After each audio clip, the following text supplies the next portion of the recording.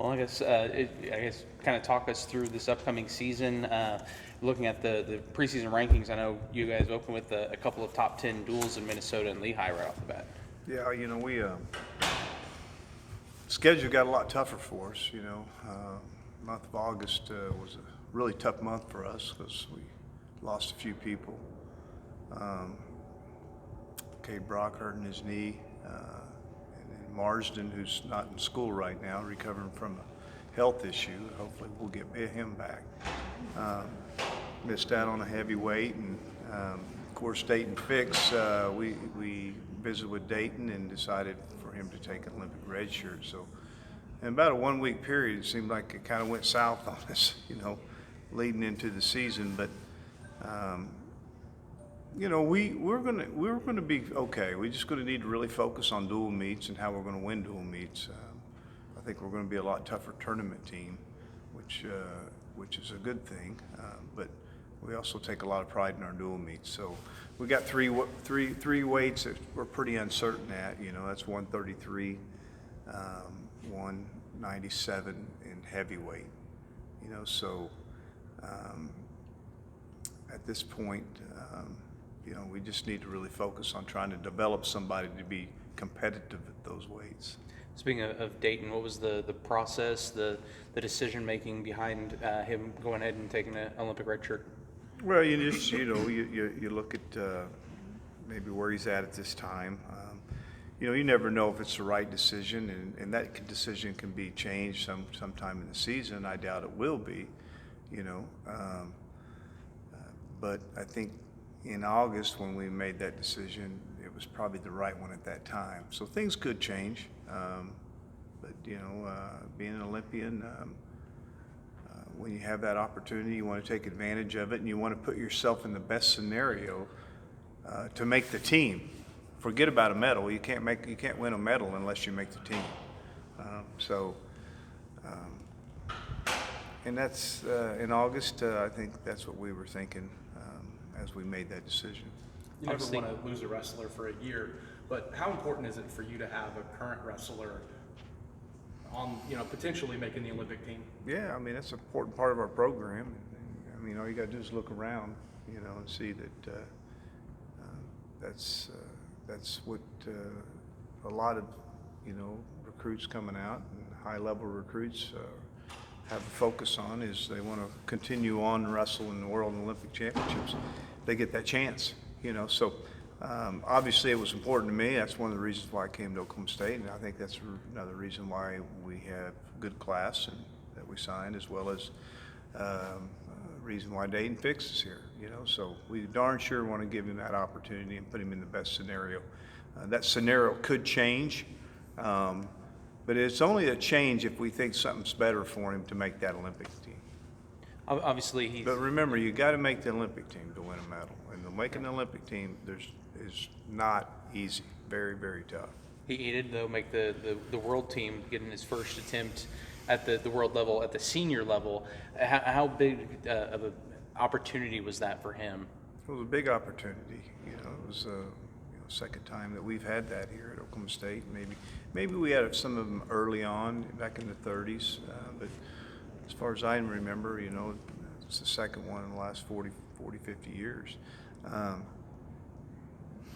he really didn't wrestle that bad. He just kind of wrestled to this competition. Now, this competition was a world champion a couple of years ago and a world medalist, and that's pretty good competition.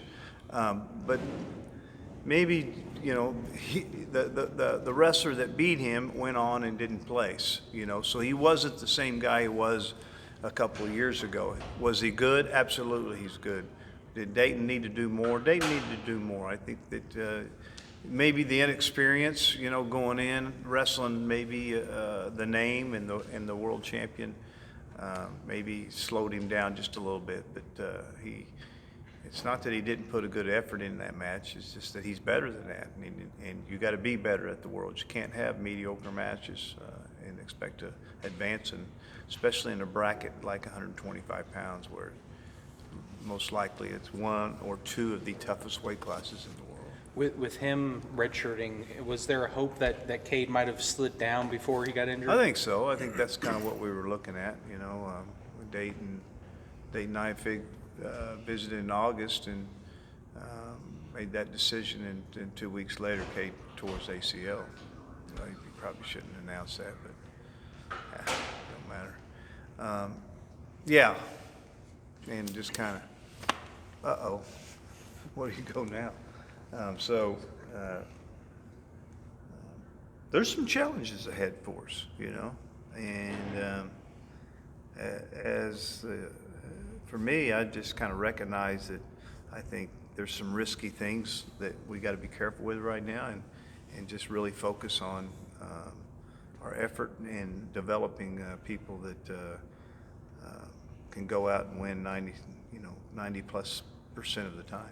Who are the guys at 133 that you're wanting to see step up to fill in that gap?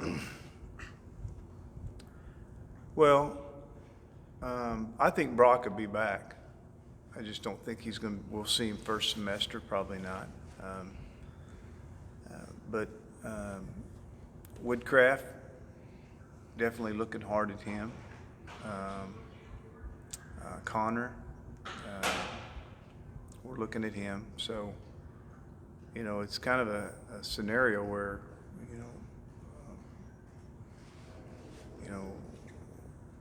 who do you put in if Brock does come back and if Brock's healthy, and is able to finish? Of course, if Dayton comes back, which is not likely, you'd hate to be pulling the freshman out. So, it just kind of a tough decision on what we're going to do in that particular weight class. 97, we're going to throw in whoever's the number backup, probably at 84, or heavyweight right now. Harris and Putman, both of them are quality kids that need to work really hard to win matches at that weight. So those three weights, like I said, is a concern of ours. But at least we got some people that I'm kind of high on. Harris and Putman, our heavyweights. I know that the lineup that they have in some of these dual meets that we're going to hit is tough, but I have, they bring a lot to the room. They train well, they train hard, and it gets you excited to have guys in the room training hard. And even whoever we go with at 97, it's going to be somebody who can wrestle hard and it's going to take a lot of pride. We're not just throwing a body in there right now. We're going to put someone in there. Maybe a small guy, he may be a weight below, and maybe even smaller than that. But when you wrestle at 97, there's not only a handful of guys that can beat you up. The rest of them, I think we got somebody that can be competitive at the weight. Win a lot of matches, maybe not, but give up bonus points in duels, in tournaments, and that's what we're talking about right now. Is trying to have a very competitive dual meet season when you've been injured a little bit and you've started the season with kind of, strike one. So we're just we need to fight our way to a good dual meet season, and that ought to give us a lot of inspiration as we go through the season. Last couple of years haven't finished the way that Nick would have liked. Have you seen a different focus from him, maybe elevating his game even more from a year ago? I think so. I think he's done well. I think where he's finished is about where he's at. He's had some moments in the season that have been really exceptional.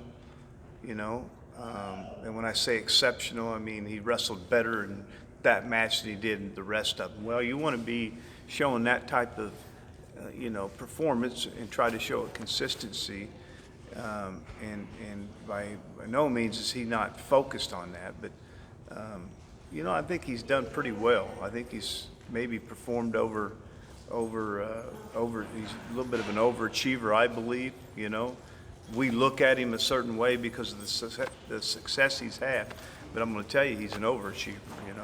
I think if he wants to take that next step and win the NCAA championship, again, I think he's going to have to be a little bit more physical with his hands, a little bit more physical on his feet, and do things a little bit harder. And I don't mean harder as in that he doesn't work hard. I mean harder as in not so much finesse, but taking things from your opponents, especially in his takedowns. So, but man, he's fabulous in the room. I mean, guy that everyone in those lower weights can look at. Going, I want to be like him in the wrestling. How has Boo come back, and how is he looking health-wise right now? Well, you know, I'm not going to jinx the guy. I think I've jinxed him the last 2 years. So I'm just going to say, you know, he had a new surgery, and I think the last couple of years I said he's healthy, and I jinxed it. So I'm going to tell you, he's barely hanging on, and he's not very healthy. What about from just a mental aspect of, because like Well, you said, the last 2 years. like I said, I don't want to. I mean, everything I've said, it's like the first match, everything went against me, right? I'll just say this: he's excited, you know. We have a possibility, and we should get an additional year for him. So I think he'll have a 6th year. I'm hoping. I'd be real surprised the way they're throwing him around. You know, this is a legitimate guy, as we all know his story. You know, and it's kind of a really rough story. I'm going to tell you. You know, I'm not sure. There's too many guys that could go through what he went through and say, "I'm coming back for more." I think it'd be real easy for some guys to. And if some of you new guys here that you don't know about Boo's story, research it, and you'll get what I'm saying. But man, it's been a long process for him in rehabilitation. You know, for 5 years. You know, it just seems like it hasn't stopped. But he's in a good place right now, and I'll just say that he's our projecting 49 starter. 157. You have Sheets and Chalmers. How do you kind of see that playing out? Well, you know. Chalmers really struggled a little bit last year. Maybe the change of schools. I think he struggled more on his weight, and there's a point in time when, you know, he just felt like it wasn't best to continue to do, which is fine. You know, I see a level of rejuvenation with him as far as wrestling 157. Making the weight properly, making it right. So I think both of them would give us a pretty good look this year and give us a chance. You know, this is a weight class that we got to count on when you're down three weight classes as you're going into the season, and you're really looking at 7 as of now. I'm not saying anyone can't produce in those other 3 weights, but as it looks, it may not happen. You know, likelihood it won't, but.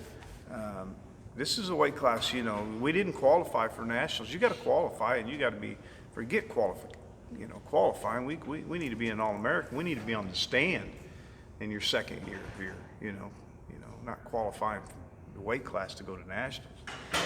So both of them will give us a look. I know last year Gear had mentioned that there was a conversation of him possibly moving up a weight this year. Did that happen, or did you feel he was pretty good where he was last year? We saw him a little bit when we moved him up, when we got hurt, when Weigel got hurt at 97 and we moved him up. We thought we could move him up, insert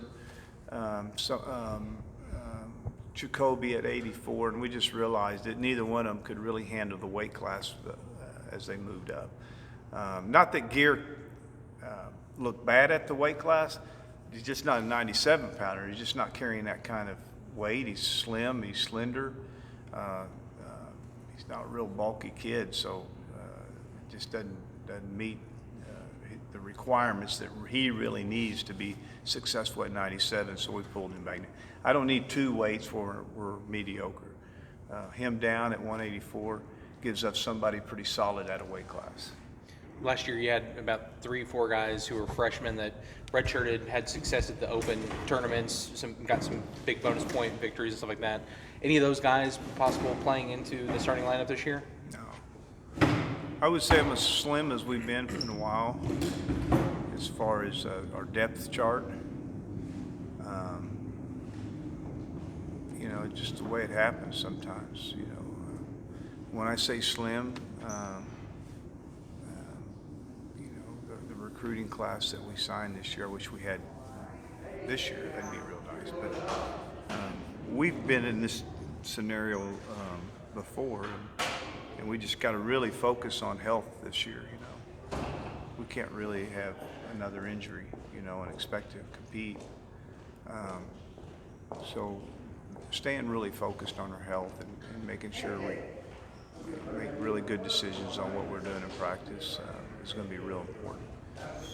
I think it's a one-time deal, and a lot of times, when you have a team where you're not real heavy in depth, meaning like, maybe at 84 you don't, or 74 you don't have a backup. You don't have a backup at obviously 33. If somebody a third guy gets injured, what do you got?